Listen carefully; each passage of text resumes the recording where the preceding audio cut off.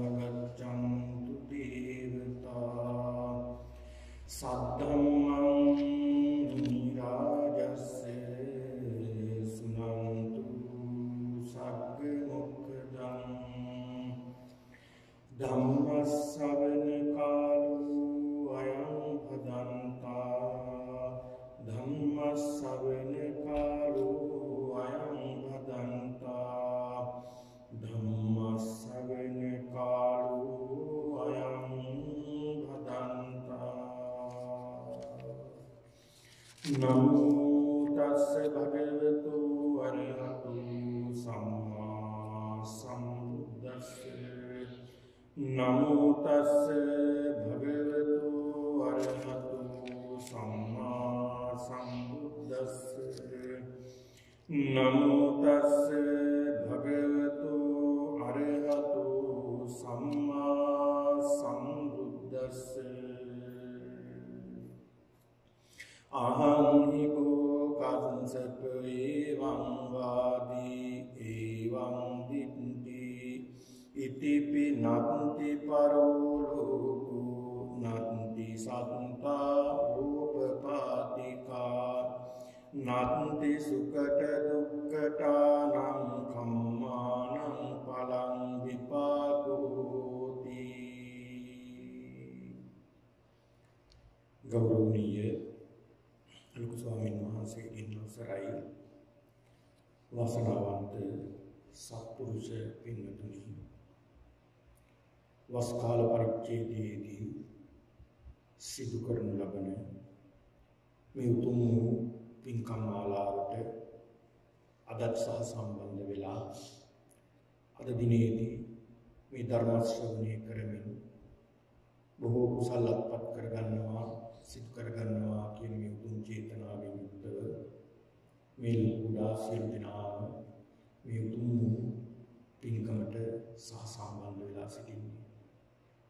වස් කාල පරිච්ඡේදය කියලා කියන්නේ ගිහි පැවිදි දෙපිරිසටම බොහෝ පින්කම් දහම් සිදු කරගන්නට ලැබෙන කාල පරිච්ඡේදය.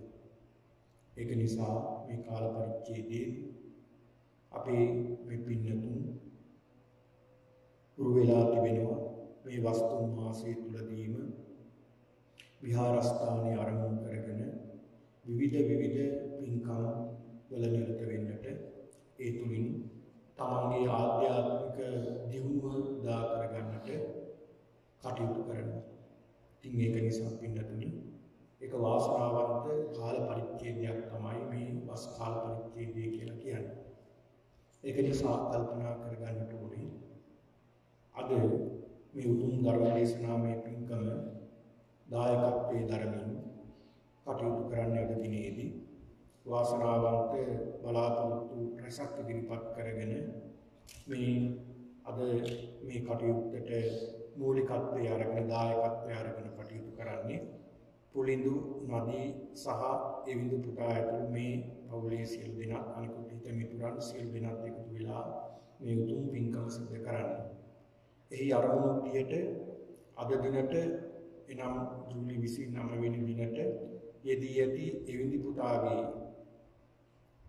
4 වන උපන්දිනයේ ජන්මදිනයේ සිහිපත් කරලා ඒ පුතාට සෙත් ප්‍රාර්ථනා කරමින් තුන්වන්ගේ ආශිර්වාදය ලැබේවා කියන ප්‍රාර්ථනා කරමින් මේ උතුම් ධර්ම දේශනාව මේ බුද්ධ වන්දනා ධර්ම දේශනාවේ මේ උතුම් වූ පින්කම් සිද්ධ කරලා ඒ පුතාගේ උපන්දිනයට ආශිර්වාද කරන්න. ඉතින් අපි ප්‍රාර්ථනා කරනවා පුතාගේ ඒ පුංචි පුතාගේ උපන්දිනයේ වෙනුවෙන් මේ තුනුරුවන් වන්දනාමාන කරලා තුනුරුවන්ගේ ආශිර්වාදය ලබාගෙන මේ දරුවට ධර්මය කියලා දීලා ධර්මයට යොමු කරලා මහා කුසලයක් මේ පින්තුන් සිද්ධ කරලා දෙන්නේ මේ දරුවට. ඉතින් ඒ දරුවාට මේ උතුම් පින්කම ආශිර්වාදයක් වීමෙන් ඒ දරුවා නිරෝගී බව ලැබේවා. ඒ දරුවාගේ අනාගත අධ්‍යාපන කටයුතු සාර්ථකමත් කරගන්නට හොඳ වටිනා දරුවෙක් බවට පත් කරගන්නට මේ කුසල ශක්තිය ආශිර්වාදයක් වේවා කියන ප්‍රාර්ථනාව හිතේ තියාගන්න ඕනේ. ඒ වගේම අද තවත් ප්‍රාර්ථනාවක් ඉදිරිපත් කරගෙන මේ උතුම් පින්කම සිද්ධ කරනවා. ඒ තමයි දරුවෙකු කුසේ දරාගෙන සිටින මේ මෑණියන් නදී රත්නසේකර මවට සිත ප්‍රාර්ථනා කරමින් ඒ දරුවට මේ ඒ කුසේ සිටින දරුවට ආශිර්වාදයක් ලබා දීමක් ඒ වගේම මේ මෑණියන්ට ආශිර්වාදයක් කිරීමක් බලාපොරොත්තු වෙමින් මේ උතුම් පින්කම සිද්ධ කරනවා. ඉතින් ඒ දරුවටත් ආශිර්වාදයක් වෙන මේ උතුම් පින්කම. ඒ පින්කම ආශිර්වාදයක් දීමින් ඒ කුසේ වැඩෙන දරුවටත් ඒ දරුවා දරාගෙන සිටින මෑණියන්ට මේ උතුම් පින්කම ආශිර්වාදයක් වේවා. උතුම් වටිනා දරුපතක් බවට පත් වේවා. ඒ දරුවටත් මෑණියන්ටත් නිදුක් නිරෝගී භව ලැබේවා කියන ප්‍රාර්ථනාව හිතේ තියාගෙන ධර්ම ශ්‍රවණය කරන්න. ඒ වගේම පින්නතුනි ලංකාවේ වාසය කරන දෙපළ පුලින්දු සහ නදීමේ දෙපළකගේ දෙමාපියන් සහෝදර සහෝදරියන් ඇතුළු සියලු දෙනාටම සෙත් ප්‍රාර්ථනා කිරීමක් තුනුරුවන්ගේ ආශිර්වාදය ලබා දීමක් මේ උතුම් පින්කමේ අරමුණක් විදිහට තබා ගන්නවා. ඒ වගේම මේ පින්කමට සහභාගී වෙන මෙරට සිටින අප හිත මිත්‍රාදී සියලු දෙනාටම තුනුරුවන්ගේ ආශිර්වාදය ලැබේවා කියන මේ උතුම් චේතනාවත් ප්‍රාර්ථනා කරමින් මේ උතුම් පින්කම සිද්ධ කරනවා. ඉතින් ඒක නිසා ඒ සියලු දෙනාටත් ඒ ලංකාවේ ජීවත් වෙන දෙමාපියන් ඥාතීන් සහෝදර සහෝදරියන් ඒ වගේම මේ ස්ථානයේ පැමිණලා සිටින මේ අයගේ මේ හිත මිතුරන් සියලු දෙනාටම මේ උතුම් පින්කම ආශිර්වාදයක්ම වේවා කියන ප්‍රාර්ථනාවෙන් ධර්මයේ ශ්‍රවණය කරනවා. හොඳයි පින්නතුනි බුදුරජාණන් වහන්සේ පෙන්වලා දෙනවා මේ ධර්මයේ තියෙන වටිනාකම. මංගල සූත්‍රයේ පෙන්වලා දෙනවා කාලේන ධම්ම ශ්‍රවණ. නිසි කලට ධර්මයේ ශ්‍රවණය කිරීම උතුම් මංගල කාරණාවක්. පින්නතුනි මේ ලෝකේ බැබලෙන කාල තියෙනවා. ඒ වගේම මේ ලෝකේ නොබැබලෙන කාල තියෙනවා. ඒ කියන්නේ මේ ලෝකේ සත්පුරුෂයෝ නැති කාලයක් තියෙනවා. ඒ වගේම සත්පුරුෂයෝ පහළ වෙන කාලයක් තියෙනවා. දැන් මේ අපි ජීවත් වෙන්නේ ධර්මයේ බැබලෙන කාලයක. ඒ වගේම සත්පුරුෂයෝ ජීවත් වෙන කාලයක. හැබැයි ඉතින් හැමෝම සත්පුරුෂයෝ නෙවෙයි. බොහොම අතලොස්සක් තමයි සත්පුරුෂයෝ ඉන්නේ. ඉතින් ඒක නිසා පින්නතුනි අපි කල්පනා කරගන්නට ඕනේ මේ කාල පරිච්ඡේදයේ තියෙන වටිනාකම. බුදුරජාණන් වහන්සේ පෙන්නලා දෙනවා අපේ ක්ෂණ සම්පත්තිය. මේ ක්ෂණ සම්පත්තිය අහිමි වෙන කාලයක් වෙනවා. ඒ සූත්‍රයේ පෙන්නලා දෙන්නේ අක්කන කියන සූත්‍රය. මේ සූත්‍රයේ පින්නතුනි පෙන්නලා දෙනවා බුදුරජාණන් වහන්සේ පෙන්නලා දෙනවා අපිට මේ ධර්මයේ මගහැරෙන කාලය පරිච්ඡේදෙනවා. බුදුරජාණන් වහන්සේ පෙන්ලා දෙනවා යම් කිසි කෙනෙක් යම් කිසි කුසලයක් නිසා මනුස්ස භවයක් ලබනවා. නැත්නම් මිනිස්සෙක් ලබනවා. දැන් අපි දන්නවා මේ පිටුතුන් දන්නවනේ මිනිසෙක් කියලා උපත ලැබීම මොන තරම් දුර්ලභ කාරණාවක්ද කියලා. ඒක උපමාව දේශනා කරන්නේ කන කැස් බෑවේ කියසිතින් අහස බලනවා වගේ. මේ අපිට හිතා ගන්න බැරි උපමාවක්. අපිට හිතෙනවා මෙහෙමත් වෙන්න පුළුවන් කියලා. වෙන්න පුළුවන්. ධර්මයේ දිහා බලනකොට අනිත් සත්‍යය දිහා සංසන්දනය කරලා බලනකොට. හැබැයි එහෙම මනුෂ්‍ය සම්පත්තියක් ලැබෙන කාලෙනවා. හැබැයි ඒ කාලෙට බුදුවරු ලෝකේ නැහැ. බුදුවරු ලෝකේ නැහැ. ධර්මයේ ඇහෙන්නේ නැහැ ඒක නිසා. මොකද වෙන්නේ? ඒ බුද්ධික මිත්‍යා දෘෂ්ටික වෙනවා. මිත්‍යා දෘෂ්ටික වෙලා මරණයටපත් වෙලා වෙන්නේ නැවත සතර පාය. සතර පාය කල්ප ගාන දුක් විඳලා මොනවා හරි කරගත්තා වූ යම් කිසි කුසල කර්මයක් වෙලා නැවත මනුෂ්‍ය භවයක් ලබනවා. මනුෂ්‍ය භවයක් ලබනකොට බුදු කෙනෙකුට පහළ වෙලා ධර්මයක් තියෙනවා. හැබැයි මිත්‍යා දෘෂ්ටික. මොකද වෙන්නේ? ආයෙත් අර සත්‍යයෙන් තමයි. අර මිත්‍යා දෘෂ්ටික අදහස් හිතේ තියාගෙන මරණාසන්න මොහොත දක්වා මේව විනාශ කරගන්න බැරුව මරණයටපත් වෙනවා. මොකද වෙන්නේ ඊට පස්සේ? ආයෙ කල්පනා අපායෙ දුක් විඳිනවා. මොනවා හරි කුසලයක් මතුවලා අකුසලයේ යටපත් වුණ කාලෙක කුසලයක් මතුවලා නැවත වාසනාවට මනුස්ස භවයකට එනවා. ඒනකොට ඒ උපත ලැබනකොට බුදු කෙනෙකුත් වැඩ ඉන්නවා. ධර්මයක් ඇහෙනවා. සංඝයාත් වැඩ ඉන්නවා. හැබැයි ක්ෂණ සම්පත්තියක් නැහැ. ඒකට පිනක් නැහැ කියමු වෙන්නේ. නැවතත් අදන්න. දැන් බලන්න අපි මොනතරම් දුර්ලභ කාලයකට ගියා ඉන්නේ. මනුස්ස භවයකට ලබලා. ඊළඟ මේ ඇස කන නාසය දිව ශරීරය කියන ඉන්ද්‍රියන් ඉතාමත් හොඳට පිළිටනවා.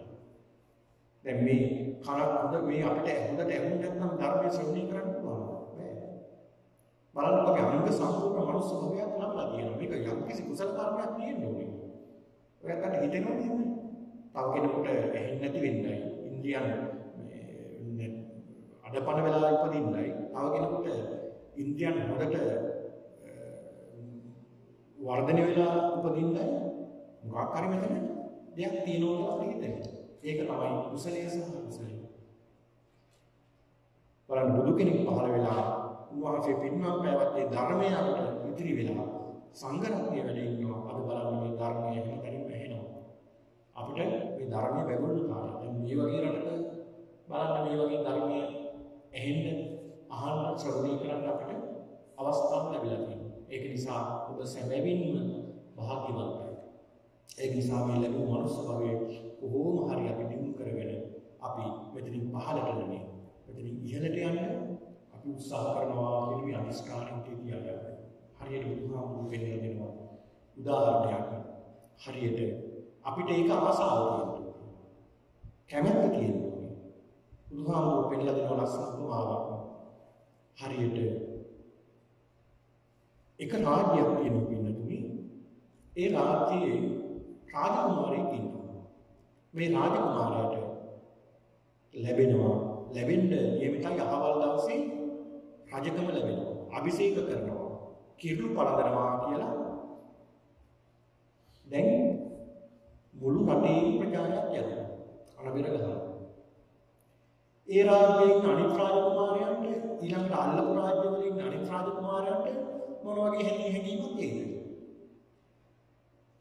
අර අනිත් රාජකුමාරයන්ට එනවා මේ මම තවත් රජ වෙන්නේ. මම තවත් කිරුළු පළඳනවා. මම තවත් අභිෂේක ලබන්නේ කියලා හැඟීමක් එනවා. අන්න ඒ වගේ හැඟීමක් ඇති කරගන්න කියන මේ ධර්මයේ යොමු වෙන පුද්ගලයාට මම කවද්ද සෝවාන් වෙන්නේ? මම කවද්ද සකදාගාමී වෙන්නේ? අනාගාමී වෙන්නේ කවද්ද? මේ දුක නැති කරගන්නේ කොහොමද කියලා ආසාවක් ඇති කරගන්න. ඒ ආසාව ඇති කරගත්තාම පින්නතුනි එතෙන් යන්න පාසයි. ඒක නිසා බුදුරජාණන් වහන්සේ පිළිලා දෙනවා මේ අපිට තියෙන වටිනාම දේ බෞද්ධ වීම නෙමෙයි. වටිනාම දේ තමයි මිත්‍යා දෘෂ්ටියෙන් බැහැරවීම. පින්නතුනි අතිශය භයානකයි මිත්‍යා දෘෂ්ටිය. අපි මිත්‍යා දෘෂ්ටික අදහසක් යම්සේ දරාගෙන ඉන්නවා නම් ඒ පුද්ගලයා ඒක ගලව ගන්නත් බැරි නම් ඒ මිත්‍යා දෘෂ්ටික අදහස ඒ පුද්ගලයා හොඳ උපමාවක් කියන්නේ ඒකට. බුදුරජාණන් වහන්සේ පෙන්නලා දුන්නා. බුදුරජාණන් වහන්සේ පෙන්නලා දෙනවා මහණෙනි යම් කිසි පුද්ගලයෙක් ආනන්තරීය පාප කර්මයක් සිද්ධ කරනවා.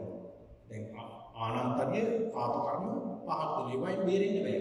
ඒ තමයි මව මැරීම, පියා මැරීම, රහතුන් මැරීම, සංඝ වේදී බුදුන්ගේ ලීසලවීම.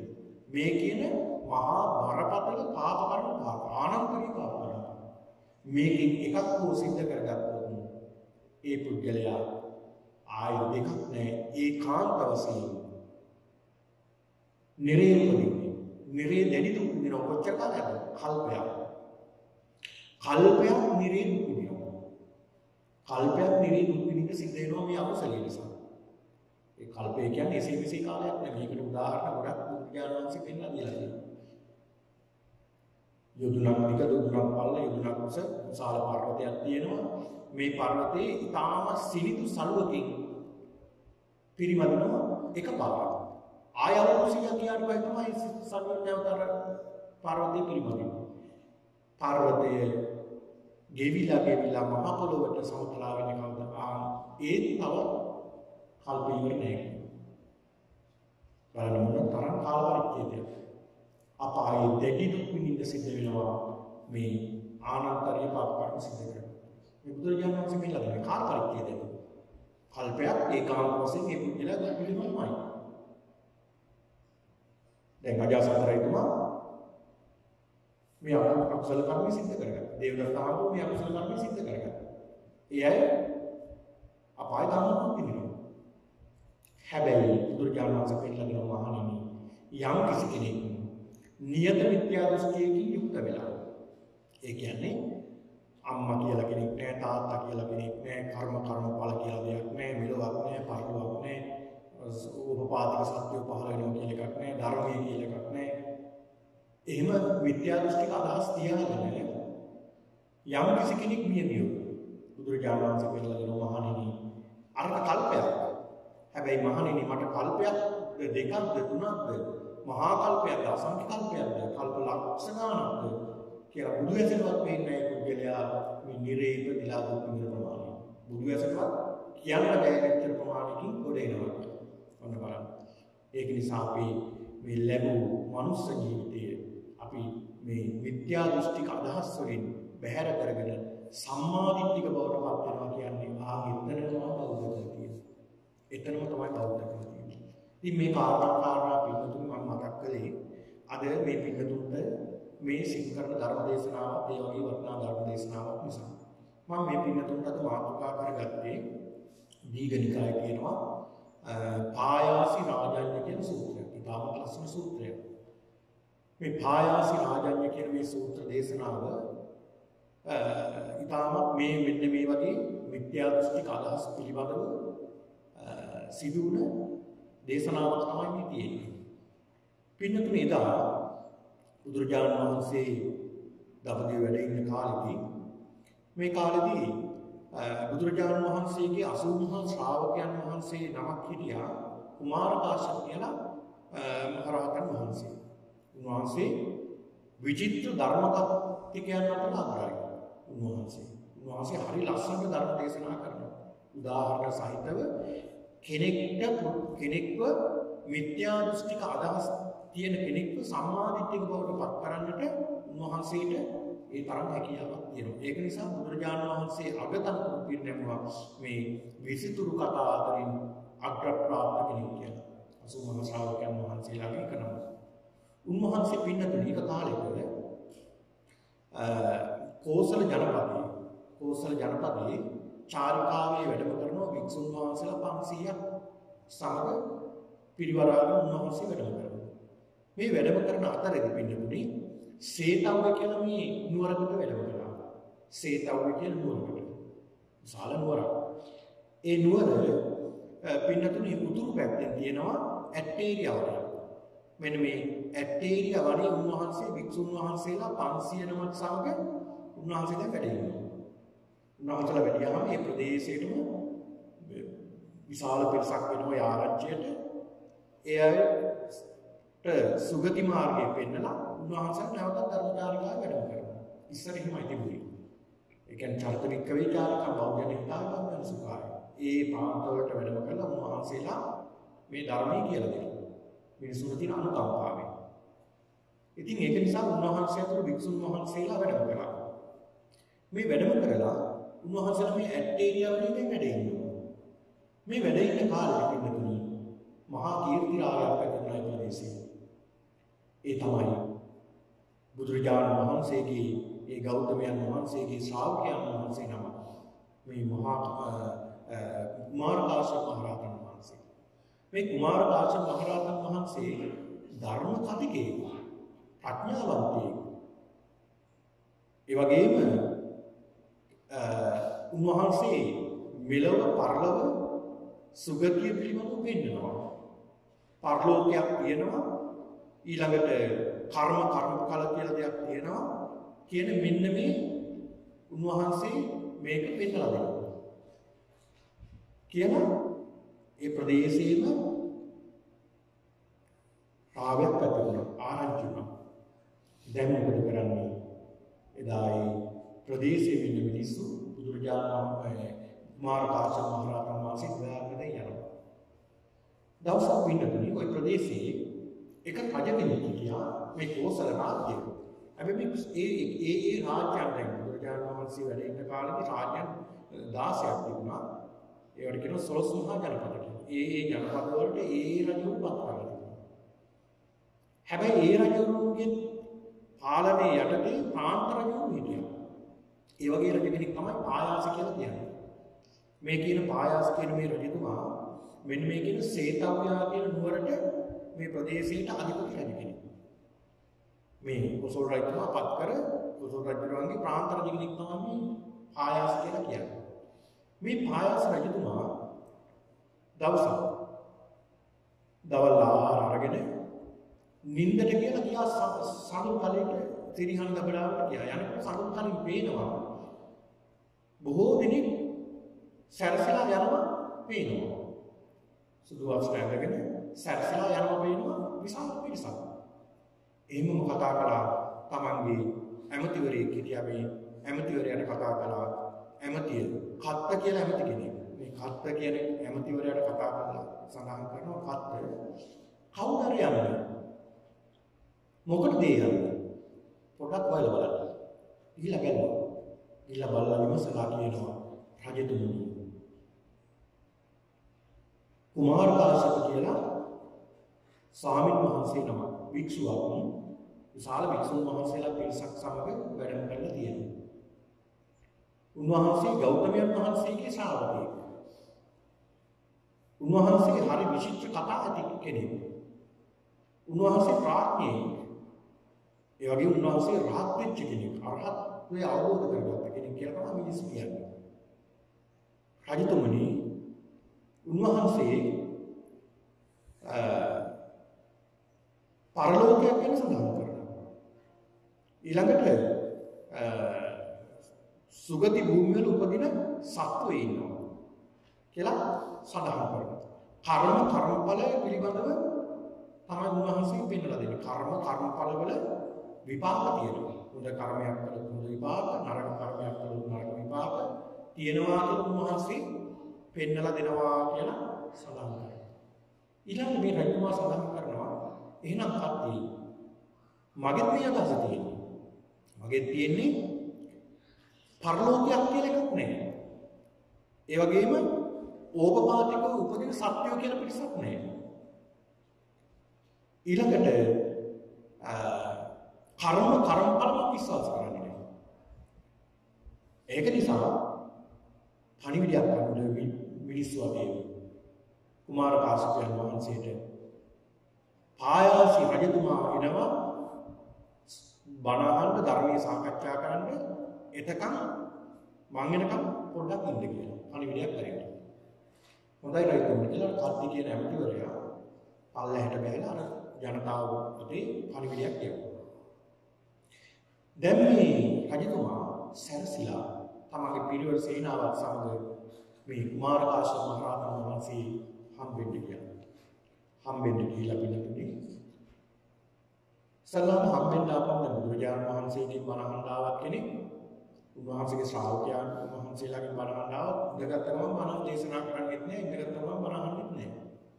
ඇවිල්ලා ආගිය දුන්නොත් කතා කරනවා කොහොමද රජතුමනි රාජ්‍ය කොහොමද දැන් කොහොමද ධර්මෝ රාජ්‍ය කටයුතු කරනවද කොහොමද කියලා ටිකක් කතා කරනවා කොහොමද ඒක තමයි ඉස්සල්ලාම වෙන්නේ. මේ රජතුමා ගිහිල්ලා වන්දනා කරලා පැත්තකට ඉල්ල වාඩි වුණා. අනිත් පැත්තේ අය වැඳලා ඒ එකක් පස්සකට ගිහින් වාඩි වුණා. වාඩිලා විශාල පිරිසක් ඉන්නවා. මිනිස්සු පිටලා ඉන්නවා දැන් මේ රජුත් එක්කලා මේ සාකච්ඡාව අහන්න. ඊළඟට පින්නතුනි මේ රජතුමා සඳහන් කරනවා ස්වාමීනි මට ආරංචි වුණා වහන්සේ පරලෝකයක් තියෙනවා කියලා මිනිස්සු ඒ තුල ධර්ම දේශනා කරනවා. මිනිස්සුන්ට කියලා දෙනවා පරලෝකයක් තියෙනවා. ඊළඟ සත්‍යයෙන් ඕපපාතිකව ගිහිල්ලා උපතන මොනවා කියලා වහන්සේ ඕපපාතිකව උපදින සත්‍යය ඉන්නවා කියලා වහන්සේ පෙන්නලා දෙනවා. ඒ වගේම කර්මඵල තියෙනවා කියලා ඒ වගේ ඵල විපාක ලැබෙනවා කියලා වහන්සේ දේශනා කරනවා කියලා මට අහන්න ලැබුණා. ස්වාමීනි මගෙත් මෙහෙම අදහසක් තියෙනවා. ඒ අදහස තමයි මේ රජතුමා පින්නතුනි වාද කරන්න හරි දක්ෂයෙක්. ඉස්සර එහෙම තමයි රජවරු කියන්නේ ආවට ගියාම මේ අපි වගේ මිත්‍යා දෘෂ්ටිය වළඳ ගන්න සමහරව ඉන්නවනේ. එහෙම නෙමෙයි. ඒ හේතු සාධක ඇතුව තමයි ධාර්මිකව තමයි කියන්නේ. අන්න බලන්න. මේ මිත්‍යා දෘෂ්ටික අදහස දැඩිව ඇල්ලගෙන තිබුණේ ඒක නිසා. මේ රජතුමා සඳහන් කරන ස්වාමීනි මගේ මෙහෙම දෘෂ්ටියක් තියෙනවා. මම මේක විශ්වාස කරන්නේ පරලෝකයක් කියන එක විශ්වාස කරන්නේ නැහැ. ඕපපාතික සත්‍ය උපත ලබනවා කියලා විශ්වාස කරන ඕපපාතික කියනවා මෙතනදී ඕපපාතික උපදින සත්‍ය කවුද? දෙවියෝ. ඊළඟට අපාය උපදින සත්‍යෝ. ඒ වගේම යම් යම් සත්‍ය උපදින ඕපපාතික වේ. උපදින සත්‍යෝ ඉන්නවා. මෙන්න මේ කියන ඕපපාතික උපදින සත්‍යෝ නෑ කියලා මගේ අදහස තියෙනවා. ඊළඟට හොඳ නරක කර්මයන්ගේ ඵල විපාක කියලා දෙයක් නෑ කියලා මම කියනවා. මම විශ්වාස කරනවා. මම සලහා කරනවා ස්වාමීනි. මගේ හිත විශ්වාසයක් නෑ. දැන් මොකක්ද මේක? මිත්‍යා දෘෂ්ටි කතාව සම. මේක මිත්‍යා දෘෂ්ටි කතාව. කවුද මේ වැරදි තියෙන්නේ? රටේ රජතුමා. ඒ රටවැසියන් කොහොමද? නේ. ඉතින් ඒක නිසා පින්නතුනි. මේ කුමාර කාශ්‍යප මහ රහතන් වහන්සේ සඳහන් කරනවා රජතුමනි. එතකොට ඔබගෙම මම ප්‍රශ්නයක් අහනවා කියලා. රජතුමනි ඔබගෙම මේ ප්‍රශ්නයක් අහනවා. ඒකට උත්තර දෙනවා. පුළුවන්. රජතුමනි අර පේන ඉරයි හොඳයි දෙක. අර පේන ඉරයි දෙක. පේනෝ ඉරයි හොඳයි දෙක කියලා කියනවා. මේ ඉරයි හොඳයි දෙක මේ ලෝකයට අයිති වස්තුවක් පරලෝකෙට වෙනත් ලෝකයකට අයිති වස්තුවක්. ඒ ඉරයි හොඳයි දෙක මනුෂ්‍ය ලෝක සත්වයේද එහෙම නැත්නම් දෙවියෙක්ද ඉන්නේ කියලා. මොකද ඉස්සර ඉර අද තාරකා දෙවියෝ කියලා තමයි දැනෙන්නේ. මිනිස්සු. ඒක නිසා තමයි ඒක සඳහන් කරන්නේ ඉරයි හොඳයි කියන්නේ දෙවියෝද එහෙම නැත්නම් මනුෂ්‍යයෝද. මනුෂ්‍ය ලෝකයට අයිති සත්වයෝද නැත්නම් වෙනත් ලෝකයට අයිති දෙවියෝද කියලා. රජතුමනි කියලා අහනවා. මේ රජතුමා සඳහන් කරනවා ස්වාමීනි ඉරයි හොඳයි කියන දෙක මේ ලෝකයට අයිති දෙයක් නෙවෙයි. එහෙනම් ඒක පරලෝකයට අයිති දෙයක්. පරලෝක කියන්නේ මේ ලෝකයට අයිති නැහැ කියන්නේ වෙනත් ලෝකයකට. පරලෝකයට අයිති වස්තුව. මනුෂ්‍ය ලෝක සත්ව දෙන්නෙක් නෙවෙයි. ඒ දෙවියෝ දෙදෙනෙක් කියලා සඳහන් කරනවා. මේ කුමාර කාශ්‍යප මහ රහතන් වහන්සේ සඳහන් කරනවා ඒකෙම ඔබට පිළිගන්න බැයිද මෙලොවක් පරලෝකයක් තියෙනවා කියලා. පරලෝකයක් තියෙනවා කියලා ඒකෙම ඔබට තහවුරු වෙනව නේද? පරලෝකයක් තියෙනවා කියලා දෙවියෝ කියලා පිරිසක් ඉන්නවා කියලා. ඔබට ඒකෙම තේරෙනවා නේද රයිතුනි? ඔබට ඔය මිත්‍යා දෘෂ්ටික අදහස දුරු වේවා කියලා සඳහන් කරනවා. මේ රයිතුමා සඳහන් කරනවා පින්නතුනි. ස්වාමීනි ඔබ වහන්සේට එහෙම කිව්වත් මගේ අදහස නම් මට අතහැර ගන්න බැහැ. එනවා මිත්‍යා දෘෂ්ටික අදහස් තියාගෙන ඉන්න කෙනෙකුට මේක අතහැර ගන්න හරි අමාරුයි. මේ රයිතුමා සඳහන් කරනවා ස්වාමීනි මම ඒත් මේ අදහස අතහැර ගන්නෑ. මට ඒත් එහෙම අදහසක් එන්නේ නැහැ. ඒක නිසා මෙලොවක් නැහැ, පරලොවක් නැහැ. ඕපාතික උපදින සත්‍යය කියලා පිටසක් නැහැ. හොඳ නරක කර්මවල විපාකයක් කියලා එකක් නැහැ. කියලා මට ඒත් අදහසක් තියෙනවා. මේ කුමාර කාශ්‍යප මහ රහතන් වහන්සේ සඳහන් කරන රජතුමනි ඔබට ඒක යම් කාරණයක් තියෙනවා. මේ හිතන්න. තියෙනවා. දැන් මේවා සාක්ෂි පිට පරිශීලන කරලා තමයි මේ රජතුමා මේ සඳහන් කරන්නේ. පරිශීලන කරලා හොඳට හිතලා අධ්‍යයනය කරලා තමයි මේ අදහස් ඉතේ දරාගෙන තියෙන්නේ. සඳහන් කරනවා ස්වාමීනි මගේ ඉන්නවා ඥාති හිතවතුන් ඉන්නවා. ඒ හිතවතුන් ඥාතින් ඉන්නවා සමහරු පස්පව් දසකුසලයයි කරන්නේ. මොනවද කරන්නේ? පස්පව් දසකුසල්මයි අය කරන්නේ. එයයි මේ පස්පව් දසකුසල් කරන අය මුළු ජීවිත කාලෙම කරනවා. මේ පස්පව් දසකුසල්. ප්‍රාණඝාතය, සොරකම් කිරීම, කාමයේ වර්ධවා හැසිරීම, බොරු කීම, පිසුනාවාද, පරුසාවාද, සම්පප්පලාප, මිච්ඡාජීව, අවිද්‍යාව, ව්‍යාපාද, දැඩි විද්‍යා දෘෂ්ටි මේ කියන දස අකුසල. මේ දස අකුසලයෙන් යුක්තව කටයුතු කරනවා. කරන්නේම දස අකුසල. මේ සමාධි සම්පතියක් තියෙනෝනේ දස අකුසල වල ඒකාන්ත වශයෙන් නිරේම තමයි කියන්නේ. දස අකුසල කරපු කියලා ඒකාන්ත වශයෙන් දුගතියටම යනවා. මොකද එතන තියෙන ලෝභ, රාගය, ලෝභය, ද්වේෂය, මෝහය. මේ වගේ. ස්වාමීනි, ඒ අය මරණාසන්න මොහොතේ වෙනවා. මරණාසන්න මොහොතටපත් වුණාට පස්සේ මම යනවා මම ගියා එයා ගාලා. ගිහිලා කිව්වා මගේ ඥාතීනි මිත්‍රේනි ඔබ ඔබේ ජීවිත කාලවලදී මේ පස්වව සම්සම් දස අකුසල්මයි වර්ධනය කළේ. ඒක නිසා ඔබ ඒකාන්ත වශයෙන් උහරට යන්නේ අපායට. ඒකාන්ත වශයෙන් යන්නේ අපායට යන්නේ. ඔබ යම් කිසි හේතුවකින් මේ පස්පව් දස අකුසල් සිද්ධ කළා මරණින් මස්සේ ඔබ අපායට යනවා. අපායට ගියාම මෙන්න ඇඩ්‍රස් එක. මට ඇවිල්ලා මෙල්ලක් කරන්න. අපි ඉන්නේ අපාය. අපි දැන් අපායට ගිහලා ඉපදලා දුක් විඳිනවා කියලා ඔබ මට දැනුවත් කරන්න. ඔබට දැනුවත් කරන්න බැරි නම් යාළුවෙක් අතේ හරි මේ වරන. පණිවිඩය. ඒ හරිනේ ඒක. යාළුවෙක් අතේ හරි පණිවිඩය වහම අන්න ස්වාමීන් වහන්සේ ඒක විශ්වාස කරන්න. ස්වාමීන් වහන්සේ අවුරුදු ගානක් දුන්නා. අද තව වෙනකම්වත් කිසි කෙනෙක්ගේ පණිවිඩයක් නැහැ. අන්න ඒක නිසා මම විශ්වාස කරන්නේ පරලෝකයක් තියෙනවා. බලන්න මොනවද දෙවි දෘෂ්ටියක් දෙන්නේ පරීක්ෂණ කරලා මේ පරීක්ෂණයකුත් කරලා මේ කුමාර කාශ්‍යප මහ රහතන් වහන්සේ සඳහන් කරනවා රජතුමනි ඔබට උපමාවක් සඳහන් කරන්න. මේ උපමාවලින් ප්‍රඥාවන්තයින් ධර්මය අවබෝධ කරගන්න. ඒක නිසා උපමාවක් සඳහන් කරන්න. රජතුමනි ඔබ ගාවට එක්කලා එනවා අරගෙන එනවා රාජපුරුෂයෝ හොරෙක් මිනිමරුවෙක් අරගෙන එනවා. ඒ රටේ හොරකම් කරන මිනි මරණ මංකොල්ල කන මම්පහරන අපරාධකාරයෙක් අරගෙන එනවා. මේ අපරාධකාරය අරගෙන ගියා මේ රාජපුරුෂයෝ පෙන්නලා දෙනවා රජුන් ගාවට එක්කලා එනවා.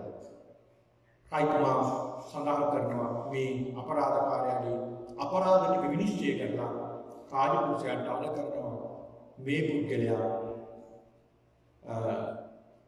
පිටිතල හොයාගන්න කියන්නේ අත් දෙක පිටිපස්සට කරලා බැලුවා. මොහුගේ හිස මුඩු කරලා දැලිපියේ හිස දූගාලා වදමල් කරේ එල්ලලා මරණීය බෙර ගහමින් බෙර ගහලා මුළු නගරේම තුන්මන් හන්දිය වල හතරමන් හන්දිය වල වීදියක් පාසා මේ පුද්ගලයා අරගෙන යනවා.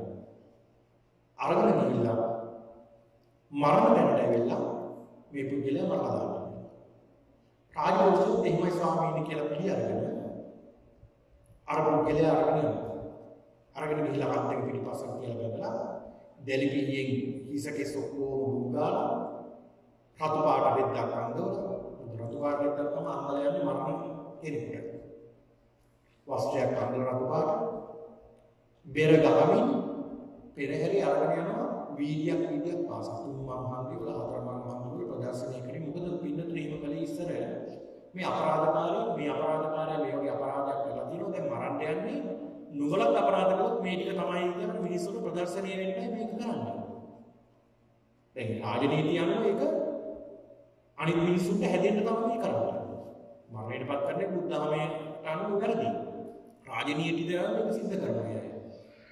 හැබැයි මේ පුද්ගලයා ඇදගෙන ගිහිල්ලා අරගෙන ගිහිල්ලා දැන් හිස ගසා දාන්න යනවා. හිස ගසා දාන්න යනකොට මේ පුද්ගලයා කියනවා වදකය අනේ මට පොඩ්ඩක් විවේකයක් දෙන්න. මට පොඩ්ඩක් අවසරයක් දෙන්න. මගේ දරුවෝ ඉන්නවා. මගේ දෙමාපියෝ ඉන්නවා. මගේ බිරිඳ ඉන්නවා. ඒ අය දන්නේ නැහැ දැන් මම මේ මරණයටපත් වෙන්නේ කියලා. ඒක නිසා මම ගිහිල්ලා ඒ අය සිපසනසලා උඹලා මේ වගේ වරදක් කරන්න එපා. උඹලටත් මේ වගේ වරදක් කළොත් මේ ටික තමයි සිද්ධ වෙන්නේ.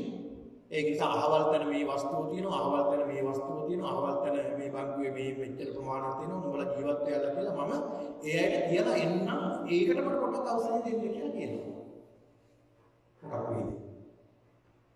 දැන් මේ බුදුහාමේ සත්තුමා කුමාර කාශ්‍යප මහ රහතන් වහන්සේ අහනවා රජුගේ රජතුමනි එහෙම අවසරයක් ඉල්ලුවොත් මේ වදක දෙයි අවසරය කියලා රජතුමා සඳහන් කරනවා ස්වාමීනි කිසිව අවසරයක් නැහැ.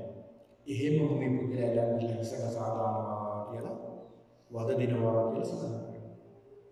අන්න රජතුමනි. අපායට ඇදගෙන කෙනෙක් ආය යම්පල්ලන්ට කියලා එන්න පුළුවන්ද? මම මේක කියලා එන්නම්. පායාස රජුගෙන් බලාගෙන ඉන්නවා කියනකම් මේ පණිවිඩය දෙනකම් ඒක නිසා අපි ගිහිල්ලා කියලා එන්නම් කියලා කිව්වොත් ආයෙත් තමයි වෙන්නේ. මෙහි වරේ යන්න කියලා අපායට අරන් ගිහිල්ලා නොඑක් වද දෙනවා. දැන් බාලපන්ති සූත්‍රවලදී විස්තර වෙනවා ඉස්සරහට මේ අපාය වුණ තරම් දුක් තියෙනවා දුක් වෙනවා. ඒක නිසා අපායට ගියොත් ආයෙ දහසක් නැහැ. ඒ නිසා සඳහන් කරනවා රජතුමනි මෙන්න මේ උපමාවේ තේරුම් ගන්න පරලෝකයක් තියෙනවා කියලා සඳහන්. රජතුමා සඳහන් කරන ස්වාමීනි ඒත් මගේ අදහස අයින් කරගන්න බෑ. හරි ඔබ වහන්සේ සඳහන් කළේ අපායට ගියොත් කියලානේ. එතෙන්ට ගියාම වෙන්න බැරි. ස්වාමීනි මගේ ඉන්න ඥාතිය. ඒ ඥාතිය දස කුසල කරනවා. දස කුසල වල පින්කම් සිද්ධ කරනවා. ජීවිත කාලෙම පින්කම් සිද්ධ කරගත්ත ඥාතිය. මේ ඥාතියින් යම් කිසි ආකාරයකින් මරණාසන්න මොහොතට එනවා. ස්වාමීනි මම එදා ගියා ඉල්ලා. ඒ ඇයි කිව්වා ඔබ දැන් දස කුසල වඩන්න. මුළු ජීවිත කාලෙම කුසල තමයි වර්ධනය කරලා තියෙන්නේ. මුළු ජීවිත කාලෙම පින්කම් කරගෙන තියෙනවා. ඔබ මරණයෙන් පස්සේ ඒකාන්ත වශයෙන් සුගතියට යනවාමයි. මොකද මේ සමාජ සම්මතයක් තියෙනවා දස කුසල වැඩුවොත් සුගතියට යනවා කියලා. ඒක නිසා ඔබ සුගතියට යනවා. බැරි වෙලාවක් ඔබ සුගතියට ගියොත් මෙන්න ඇඩ්‍රස් එක මට ඇවිල්ලා කියන්න. මට ඇවිල්ලා දැනුවත් කරන්න. ඊට පස්සේ මම විශ්වාස කරනවා කියලා සඳහන් කරනවා. දැන් අපිට උනත් ඒක සාමාන්‍ය හිතනවා ඇත්ත තමයි මෙහෙම කියලා. කිව්වොත් විශ්වාස කරන්න පුළුවන්. අපි දැකලා නැහැ. මේ හේතුව සඳහන් කරන ස්වාමීනි බොහෝ කල් ගත වුණා. අද තව වෙනකම්වත් මට පරිවිඩයක් නැහැ. ඒ නිසා මම මේ අදහස් නම් පරලෝකයක් තියෙනවා. ඕපාදික සත්තු ඉන්නවා. කර්මඵල කියලා දෙයක් තියෙනවා කියලා විශ්වාස කරන්නේ නැහැ කියලා සඳහන් කරනවා. මේ කුමාර කාශ්‍යප මහ රහතන් වහන්සේ සඳහන් කරනවා රජතුමනි මම ඔබට උපමාවක් කියන්නේ. උපමාව වලින් ප්‍රඥාවන්තයින් අවබෝධ කරගන්නවා ධර්මය. රජතුමනි එක්තරා පුද්ගලයෙක් ගමනක් යනවා. මේ යන අතරමඟ විශාල අසුචි වලක් තියෙනවා. මේ අසුචි වලේ වලට වැටෙනවා. මේ අසුචි වලට වැටෙනවා. අසුචි වලට වැටලා මේ පුද්ගලයා ආහාරයෙන් අත ගන්නවා, මෙහෙන් අත ගන්නවා, බේරෙන්න ගොඩෙන්න බෑ. බේරෙන්න හදන වාරෙට ඒ පුද්ගලයාට වෙන්නෙම යනවා. දැන් මේ පුද්ගලයාගේ කරවටක් කියලා මේ අසුචි වලේ. දැන් මේ පුද්ගලයා කෑ ගගා ඉන්නවා. අමාරුයි. එතනින් යනවා රාජපුරුෂ ටික. යනකොට මේ පුද්ගලයා දකිනවා. මේ රජතුමා ආරම්භ කරනවා. වහාම මේ පුද්ගලයාව ගොඩට ගන්නවා. අර රාජපුරුෂයන් ගොඩ ගන්නවා.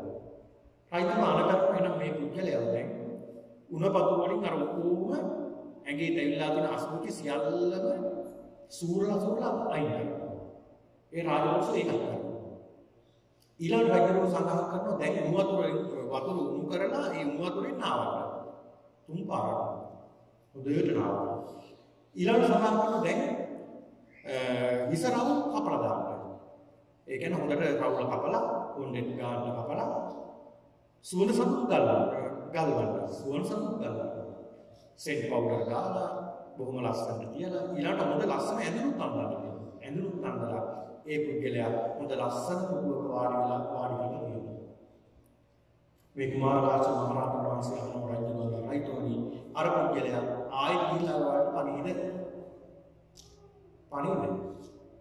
පණින්නේ නැහැ. ඇයි ඒකේ ඉඳලා යාරයි. ඒක නිසා ඒක රහ ගන්නවා. ඒක නිසා පණින්නේ නැහැ. රජතුමා සමහර ස්වාමීනි ඒ පුද්ගලයා ආයේ පැත්තවත් බලන්නේ නැහැ. ඒ පැත්තවත් බලන්නේ රජතුමනි නම් හොඳට මතක තියාගන්න. සුගති භූමියකට ගිය කෙනෙක් දිව්‍ය භවයක් ලබා ගන්නවා ආයෙ මනුස්ස භවයට එන්නේ නැහැ. මේ මිනිස්සුගේ ගඳ පින්නතුන් දැනෙනවලු යොදුන් 100ක් උසට ඉහළට දැනෙනවා මිනිස්සුන්ගේ මේ දුස්සීලක මේ ගඳ. ඒක නිසා ඒද දැන් ඔය දිව්‍ය මායාව වෙනවා කියලා කියන්නේ දෙවිය කෙනෙක් ආවේශ වෙන්නේ ඒක අපිට විශ්වාස කරන්න බෑ. දෙවිය කෙනෙක් ආයේ ශරීරයට එයිද මේ කුණු ශරීරයකට එන්නේ නැහැ. දෙවිය කෙනෙක් එන්නේ නැහැ. ඔය වෙන අමනුෂ්‍යලා ආය තමයි නෝනා වෙන්නේ. දෙවියන්ට යොදුන් 100ක් උසට මේ මිනිස්සුන්ගේ තියෙන ගඳ දැනෙනවා. ඉතින් ඒක එන්නේ නැහැ. එන්නේ නැහැ. මේ ගයිම සලකන ස්වාමීන් ඒත් මගේ මේ අදහස නම් අතහැර ගන්න බෑ. ඒත් මම විශ්වාස කරන්නේ ස්වාමීන්. මෙලොව පරලෝකයක් විශ්වාස කරන්නේ. ඕපාත සත්‍ය පිළිගන්නේ නැහැ මම. ඉන්නවා කියලා. ස්වාමීන් මම ඒකට තවත් උදාහරණයක් කියන්නම්. මගේ ඉන්න තවත් ඥාතීන් ඒ ඥාතීන් දසුසක් කරනවා. හැබැයි මේ සමාජ සම්මතයක් තියෙනවා. තවතිසා දිව්‍ය ලෝකෙට කියලා උපදින ඔබින් කරගත්තා. උසල් කරගත්තා. අර පිරිසට අර විදිහටම දස කුසල් කරලා මරණාසන්න මොහොත වෙලා තියෙනවා. ඒ අයට මම කියනවා මැරෙන්න කලින් ගිහිල්ලා මරණින් පස්සේ උපදින තැනකින් තවතිසාවට ගියොත් මට දැනුවත් කරන්න. ඊට පස්සේ මම පිළිගන්නවා. අද තාම මට දැනුවත් කරන්නේ මම මේක නිසා විශ්වාස කරනවා. පින්නතුනි මේ කුමාර කාශ්‍යප මහ රහතන් වහන්සේ පෙන්ලා දෙනවා මේ තවතිසාව පිළිබඳව. රජතුමනි තවතිසාව කියන්නේ තවතිසාව කියන්නේ අධික සැප සම්පත්තියට ගන්න. ඒ විතරක් නෙවෙයි අධික අවශ්‍ය තියෙනවා. ඔය සඳහන් වෙනවා. තවතිසාවේ ආයුෂ ඔච්චර කියනවා. මිනිස් වර්ෂ 100ක්. ඒ කියන්නේ අපේ මේ පෘථුවියේ වර්ෂ 100ක්. ඊහම එහෙ එක දවසක්. ඒ වගේ දවස් 30ක් මාසයක්. ඒ වගේ මාස 12ක් වර්ෂයක්. ඒ බඳු වර්ෂ 1000ක් තවතිසාවේ ආයුෂ. ඉතින් තවතිසාව කියන්නේ මොකද වෙන්නේ? එහෙ ගිහිල්ලා අර ලැබෙන සැප සම්පත් විඳිමින් ඉන්නවා. හෙට දිහාට ගිහිල්ලා කියමු. කියලා බලබලා ඉන්නකොට හෙට එනකොට මෙట్లా මෙරික් එකකට ගසක් කරලා. ඔන්න බලන්න. ඒ තරම් සැප සම්පත්. ඉතින් ඒක නිසා ඒක ලැබෙන්නේ කියලා සඳහන් කරනවා. ඊළඟ මේ රජතුමා සඳහන් කරනවා. ස්වාමීනි ඒකවත් මට මේ අදහස පිළිගන්නන්න බෑ. ස්වාමීනි මම ඒකට තවත් කාරණාවක් තියෙනවා. ඒ තමයි ස්වාමීනි දැන් ඔබ වහන්සේලා සඳහන් කරන්නේ පින්කම් කරගත්ත අය, කුසල් වඩපු අය, සිල්වතුන් සිල් රැක්කහම ඒ අය ඒකාන්ත වශයෙන් සුවපිට යනවා. අපි හිතමු දිව්‍ය ලෝක යනවා කියලා. ඒ දිව්‍ය ලෝක යන සත්වයෝ එතන මීට වැඩිය අනන්ත ප්‍රමාණ සැප සම්පත්. මේ මනුස්ස ලෝකයේ අවුරුදු 60ක් 70ක් ජීවත් වෙලා දුක් විඳ ඉන්නවට වැඩිය එතන අවුරුදු කල්ප ගාන දිව්‍ය ලෝකයේ ආශය. ඉතින් ස්වාමීනි ඇයි අය සිල්වතුන් ගුණවතුන් සිල් රැකලා ඇයි අය සිය විහාර කර ඉක්මනට යන්නේ නැත්තේ? නැත්තේ. ඇයි මේ දුක කරදරාගෙන ඉන්නේ? ඒකත් ඇත්ත බලන්න. අපිට හිතනවා නිකන් මේ ඇත්තට වෙන්නේ නැත්නේ කියලා. කුමාර කාශ්‍යප මහ රහතන් වහන්සේ සඳහන් කරනවා රජතුමනි. ඒකට මම උපමාවක් කියන්නම්. රජතුමනි එක්තරා මානවකයෙක් ඉන්නවා. ඒ පුද්ගලයා බිරින්දෑව දෙන්නෙක් කතා කරනවා. ඒ බිරින්දෑව දෙන්නම කතා කරන එක බිරින්දකට අවුරුදු 10ක 12ක දරුවෙක් පිරිමි දරුවෙක්. අනිත් බිරිඳ දරුවෙක් ලැබෙන්න ඉන්න මොහොතේ මරණයට පත් වෙනවා. ඒ කියන්නේ බිරිඳ නෙමෙයි ස්වාමියා මරණයට පත් වෙනවා. දැන් අර පුංචි කුමාරයා නැත්නම් අර අවුරුදු 10ක 12ක පමණ පිරිමි දරුවා අර තමන්ගේ පුංචි අම්මලාව කියලා කියනවා පුංචි අම්මා. තාත්තගේ දේපල සියල්ලම මට ඉල්ලයි. ඒ ටික මට දෙන්න ඕනේ කියලා කියනවා. අර සුමව කියනවා පුතේ මේ කුසේ වැඩෙන්නේ තුමේ සහෝදරයෙක් සහෝදරියක්. ඒක නිසා මේ කුසේ වැඩන දරුවා පිරිමි දරුවෙක් නම් අර ඒ අයිති ධනෙන් භාගයක් එයාට ලැබෙනවා. දියණියක් නැත්නම් සහෝදරියක් නම් ඔබට සේවය කරන පාදපරිකාරිකාවක් වෙනවා. එතකන් ඉවසන්න ඔය උපදිනවා. දෙවිවතාවටත් බෑ මට ඒක දැනගන්න ඕනේ. මට මේ දේපල ටික ඕනේ. තුන්වෙනි වතාවට මේ දරුවා අහන්නේ. මේ දරුවා කොච්චර කිව්වත් අහන්නේ නැහැ. එනම් බලපො කියලා අර කාමරයට ගිහිල්ලා තියුණු ආයුධයක් අරගෙන කුස කපාගෙන බැලුවා බැලුවේ මේ පිරිමි දරුවෙක්ද ගැහැණු දරුවෙක්ද කියලා බලන්නයි මේ බැලුවේ. බඩ කපාගෙන. මොකද උනේ? අම්මත් මැරුණා දරුවත් මැරුණා. රජතුමනි ඔබත් අන්න ඒ වගේ තමයි. අකාලේ විනාශ වෙන්නේ නැහැ. අකාලේ විනාශ වෙන්නේ නැහැ. ඒ අය ආයුෂ කාලය ගත කරලා තමයි දෙන්න යන්නේ. ඒක නිසා රජතුමනි මේකෙන්වත් පිළිගන්න පරලෝකයක් තියෙනවා. ඕපාත්‍ර සත්වයේ ඉන්නවා. කුසල කර්ම වල ඵල විපාක තියෙනවා කියලා පිළිගන්න. ඊට පස්සේ සඳහන් කරනවා ස්වාමීනි එහෙම කිව්වා මම ඒක විශ්වාස කරන්නේ නැහැ. ස්වාමීනි ඒක උන්වහන්සේ අහනවා එතකොට රජතුමනි එහෙම මොකක් හරි එක කාරණාවක් තියෙනවා. ස්වාමීනි තියෙනවා. ස්වාමීනි මම තව කාරණාවක් කියන්නම් ස්වාමීනි. මම ඒකට පොඩි පරීක්ෂණයක් කරා පරිශීලනයක් කරා. ඒ තමයි ස්වාමීනි හොරෙක් අල්ලගෙන ආවා. දැන් මට රාජ්‍යයේ හොරකම් කරන මිනිමරුවෙක් මොන්කොල්ලකාරී ඉසකසා දාන්න ඉන්න මරණයටපත් කරන්න ඉන්න කුජලෙක් ඇදගෙන ආවා. ඒ අරගෙන ඇවිල්ලා දැන් මේ කුජලයා කොහොම මරණයටපත් කරනවනේ. මේ ඇත්ත කතා පින්නතුනේ. ඒ කියන්නේ මේ රජතුමා කරපු දේවල් මේ පරීක්ෂණයට. ඒ පුද්ගලයා අරගෙන ඇවිල්ලා විශාල කල්දේරකට දැම්මා. විශාල හැලියකට කල්දේරකට දාලා උඩින් මොකක් හරි භාජනයකින් වහලා වටේටම තෙත මැටි ගෑවා වාතය පිට වෙන්න දෙන්නේ නැහැ. ඒ හැලිය හේම උස්සලා ලිප උඩ තිබ්බා තියලා යටින් ගින්දර දාලා හොඳටම රත් කරා. රත් කරලා වරුවත් දෙකක් රත් කරලා අර පුද්ගලයා මරුණා කියලා දැනගත්තට පස්සේ මොකද කළේ? ඊට පස්සේ බැලුවා ස්වාමීනි මම මේ මූඩිය අයින් කරලා ඔහුගෙන් ආත්මයක් කියලා දෙයක් එළියට එනවද මේකෙන් කියලා. සියල්ලම සීල් කරලානේ. සීල් එක කැඩුව ගමන් එන්න ඕනේ ආත්මයක් කියලා දෙයක් තියෙනවා. ඒක නිසා ස්වාමීනි එහෙම දෙයක් දැක්කේ නැහැ. ඒක නිසා මම එහෙම දෙයක් විශ්වාස කරන්නේ නැහැ.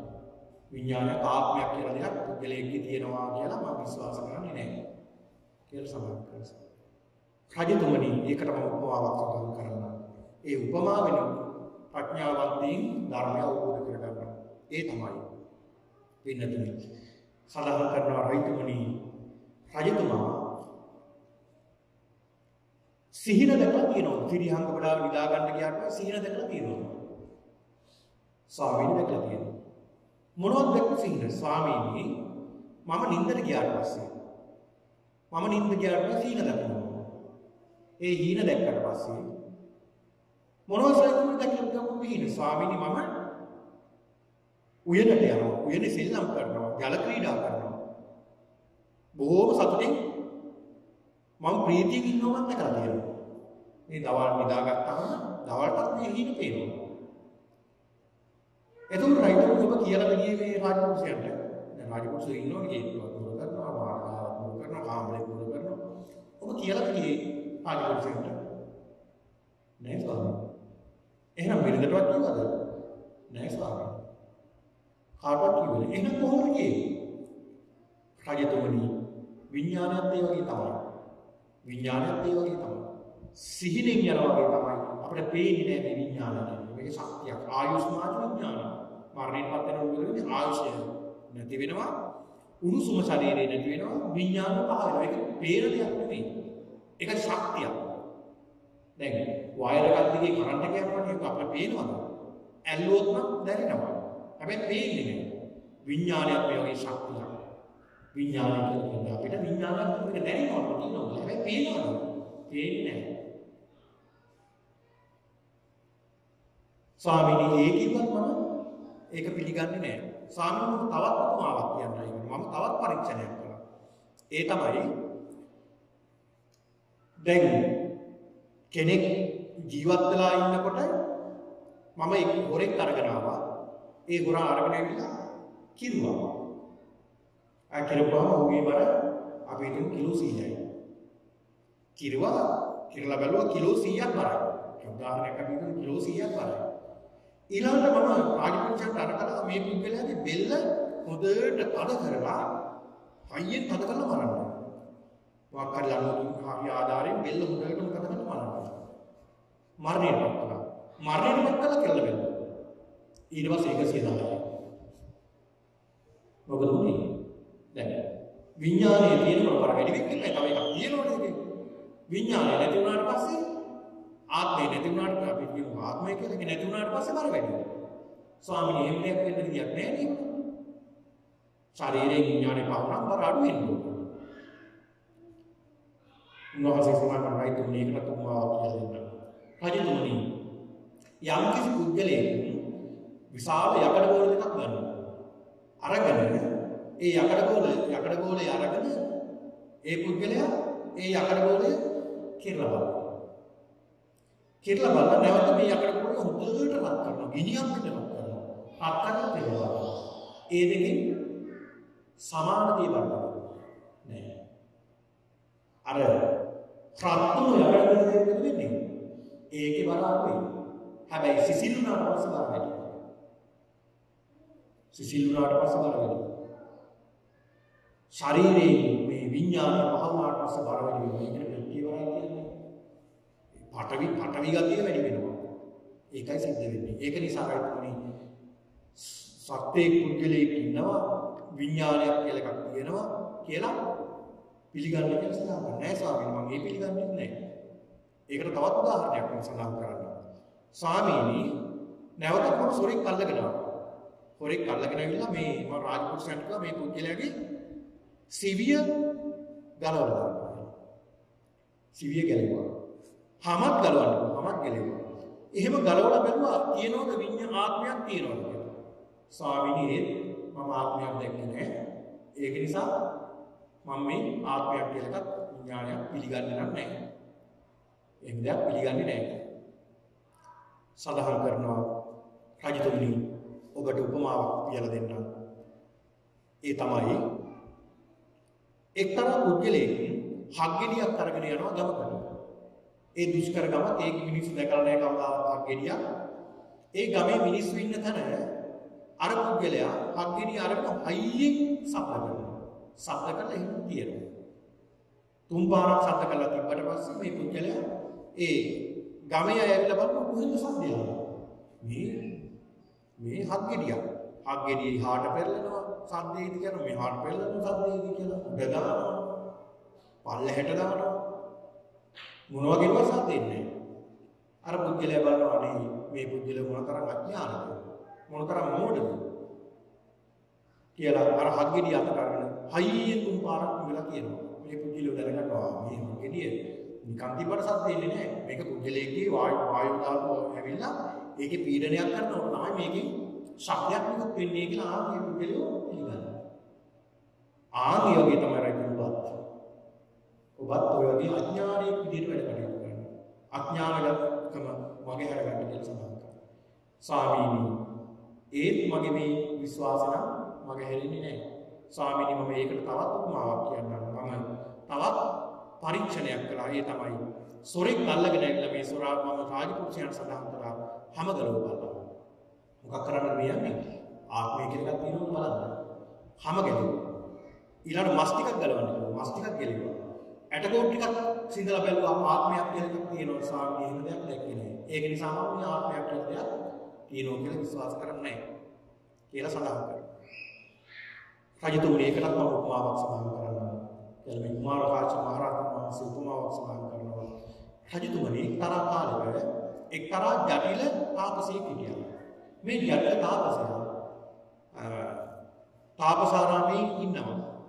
එක දවසක් විශාල පිරිසක් ආවා නවාතැන් ගන්න. එදා රාත්‍රී නවාතැන් ගන්න මේ පුද්ගලයා පිරිස ගියා. එක පුංචි දරුවෙක් දාලා ගිහලා. මේ තාපසයා මොකද කළේ මේ පුංචි දරුවව හදා වඩාගෙන පෝෂණය කළා. මේ දරුවට අවුරුදු 10ක් 12ක් වෙනකොට මේ තාපසතුමා පොඩි ගමනක් යනවා දවස් දෙකකට මේ පුංචි දරුවට කිව්වා දරුව මම මේ ගිනි දල් කරලා තියෙන්නේ ගිනි දෙවිය පුදන්න.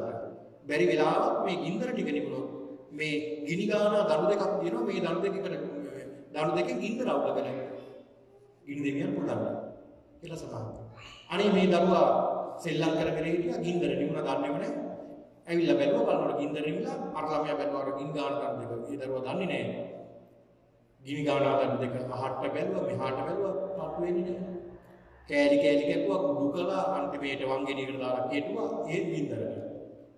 ඊට පස්සේ තාවතුමාට ගින්දර නිවිලා. දරුවෝ මොකද? සදාම් කරනවානේ මම මේ බැලුවා මේකෙන් ගින්දර ඇවිල්ලා නැහැ.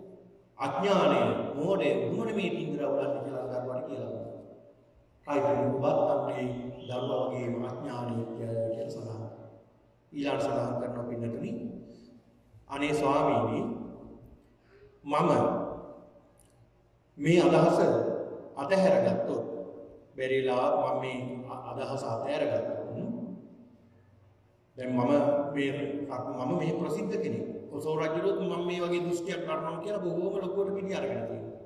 ඒක නිසා මේ කොසල් රජුත් කියන මම මොඩේ නේද කියලා මේ වගේ කෙනෙක් නේද මේ අදහස මගේ හැරගත්තා නේද කියලා මොඩේ නේද කියලා හිතයි කියලා මට මේක අදහස අතහැර ගන්න බැහැ. දැන් අන්න හෙලවිලා දැන් ටිකක්.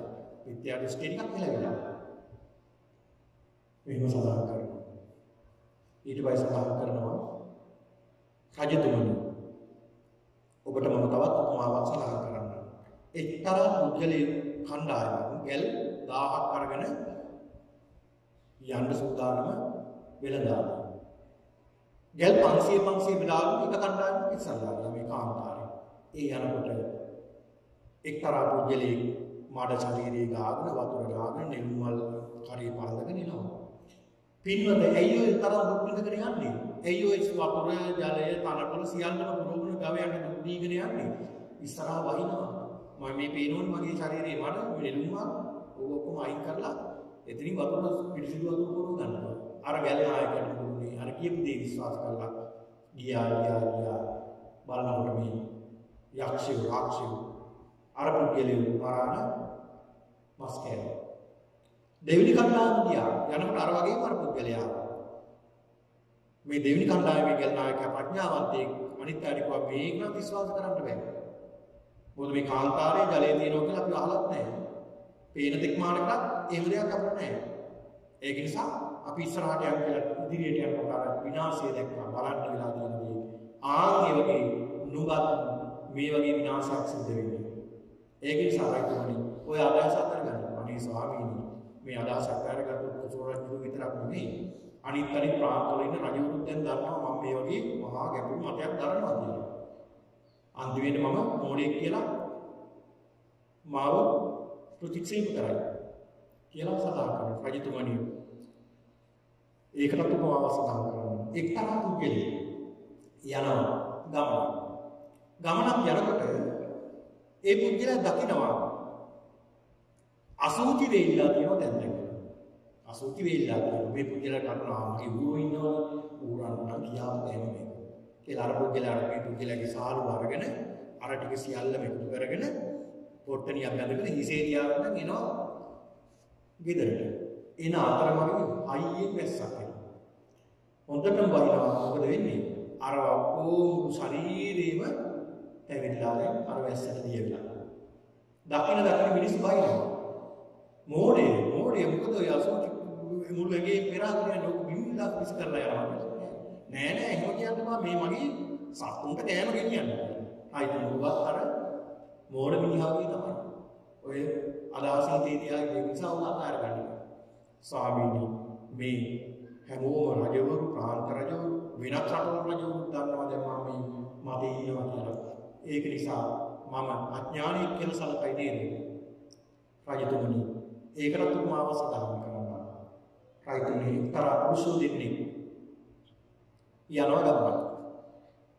යනකොට මේ පුද්ගලයන්ට හම්බ වෙන පින්නතුනි හන. දැන් ඉන්දියාවේ හන කියලා තියෙනවා. ඒ වගේ තමයි ඇඳුම් නිෂ්පාදනය කරන හන වල. ඒ දෙන්නම හන මිටි දෙකක් බැඳගෙන හරේ තියාගෙන ඉන්නවා. එනකොට මගදී දකිනවා හන නූල් තියෙනවා. අර යාළුවාට කියනවා යාළුවෝ අතෑරෙන්න. අතෑරලා අපි හන නූල් ටික ගන්නවා.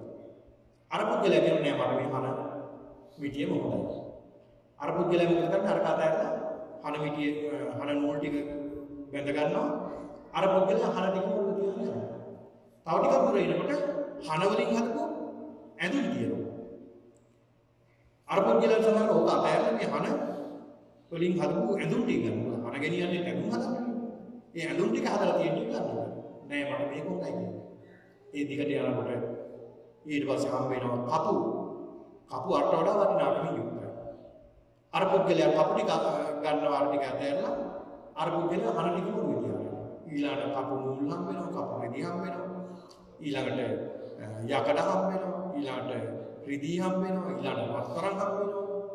අර පුද්ගලයා මොකද කරන්නේ? ඒවා අර තියෙන දේවල් අතහැරලා වටිනා දේ ගන්නවා. අර පුද්ගලයා හන ටික උ විදිහට එනවා. ඒ ඇවිල්ලා ගමට එනකොට ඒ පුද්ගලයාගේ අර රත්තරන් වෙනවා පුද්ගලයාගේ භාර්යාව ඥාතීන් ප්‍රශංසා කරනවා. හරි හොඳයි කියලා. අර පුද්ගලයා මොකක්ද වේද? බයිනෝ දොස් කියනවා තමස මොන වගේ මූදේද බලනවා. ඔච්චර දේවල් හම්බෙලා ඒක අරගාගෙන අනමිටිය කරේ තියාගෙන ඒ නිසා අනමිටික අදහස් අතහැරගන්න සඳහන් කරනවා. ඒ රයිතුමා පුදුම ප්‍රසාදයටපත් වෙනවා. ස්වාමීනි ඔබ වහන්සේගේ පළවෙනි උපමාවෙන් මම ඔබ වහන්සේගේ ධර්මයේ තේරුම් ගත්තා. ස්වාමීනි මට මේ මිත්‍යා දෘෂ්ටික අදහස් මේ තරම් කාලයක් දරාගෙන හිටියා. මට අද මේ මිත්‍යා දෘෂ්ටික අදහස් සියල්ල ගැලවිලා ගියා. ස්වාමීනි ඔබ වහන්සේගේ ශ්‍රාවකයෙක් කරගන්න. ඔබ වහන්සේගේ ශ්‍රාවකයෙක් කරගන්න ස්වාමීනි කියලා සඳහන් කරනවා. ශ්‍රාවකයෙක් වුණා කියලා. ඔන්න බලන්න. ඒක නිසා මෙන්න මේ කියන හනමිටි අදහස් අපි තියාගෙන හිටියෝ. මිත්‍යා දෘෂ්ටික අදහස් තියාගෙන හිටියොත් අපි සසරෙන් තමයි. ආයෙ ගැලවෙන්නත් නැහැ. අපි උත්සාහ කරන්න ඕනේ මොකද? මේ මිත්‍යා දෘෂ්ටික අදහස් වලින් ගැලවිලා සම්මා දිට්ඨික බවටපත් වෙලා අපි කොහොම හරි මේ සසරෙන් ගැලවෙනවා කියන චේතනාව. ඒක නිසා පින්නතුනි මේ සමාජයේ ධර්මයේ බැබෙන්න කාලයක් මේක. ඒ වගේම ධර්මයට විරුද්ධ වෙන කාලෙකුත් තියෙනවා. මේ කාලේ ධර්මයේ විරුද්ධ කරන කාලෙකුත්. ඒක නිසා අපි හොඳට ප්‍රඥාවන්ත වෙන්න ඕනේ. හොඳට ප්‍රඥාවන්ත වෙලා ධර්මයෙන් අධර්මයෙන් ධර්මයේ වෙන් කරගන්න ඕනේ. ඉතින් ඒක නිසා අපි මෙන්න මේ තියෙන සම්මාදිට්ඨික පිරිසක් බවටපත් වෙලා නිතර දාන සීල භාවනා කියන කුසල් ක්‍රියා සිදු කරගෙන අපි සියලු දෙනාටම උතුම් නිවන සාක්ෂාත් කරගන්නට ශක්තිය ඇති කරගන්න ඕනේ. ඒක නිසා කල්පනා කරගන්න අද මේ ධර්මානුශාසනාව සිදු කරමින් ධර්ම ශ්‍රවණය කරමින් අද මේ සිද්ධ කරගත්තා වූ සියලු කුසල ශක්තිය අනුභවයෙන් අද දිනට උපන් දිනයේ සිටිලා තිබෙන එවිඳු පුතාගේ 4 වන ජන්මදිනයේ සීකල ඔහුට ආශිර්වාද කරන්නේ පුංචි පුතාට ආශිර්වාදයක් වේවා. මේ උතුම් ධර්මානුශාසනාවේ කුසල බලයෙන් මේ පුංචි දරුවාට ආශිර්වාදයක් වේවා. උපන් දිනක් වේවා. ඒ දරුවාගේ සියලු අපලු පද්‍රෝ දුරු වී අනාගත අධ්‍යාපන කටයුතු සාර්ථකව කරගන්න මේ උතුම් කුසලානුභාවය ආශිර්වාදයක් වේවා කියලා සාදු ප්‍රාර්ථනා කරගන්න. ඒ වගේම දරුවෙක් කුසේ දරාගෙන ආශිර්වාදය ලබා ගන්නේ නදී රත්නසේකර මේ මවටත් ආශිර්වාද කරනවා. ඒ කුසේ ඉන්න දරුවටත් ඒ මවටත් නිදුක් නිරෝගී බව ලැබේවා. හොඳ වටිනා දරුවපතක් බවට පත් වෙන්නට මේ මවටත් ආශිර්වාදයක් වේවා. ඒ දරුවටත් ආශිර්වාදයක් වේවා කියලා සාදු කියලා ප්‍රාර්ථනා කරමු. ඒ වගේම ලංකාවේ වාසය කරන අයගේ දෙමාපියන් සහෝදර සහෝදරයන් ඇතුළු සියලු දෙනාටත් ආශිර්වාදයක් වේවා. මේ පින්කමට සම්බන්ධ වුණු මේ සියලු දෙනාටත් ආශිර්වාදයක් වේවා. තුන්වන්ගේ ආශිර්වාදය ලැබේවා. දෙවියන්ගේ රැකවරණය ලැබේවා. කරන කියන සියලු කටයුතු සාර්ථක වේවා. යන්නේන ගමන බිමන සාර්ථක වේවා. සතුන් පැතුම් සාර්ථක වේවා. උතුම් අමා මහ නිවනින් සැනසීමට මේ උතුම් පින්කම හේතු වාසනාම වේවා කියලා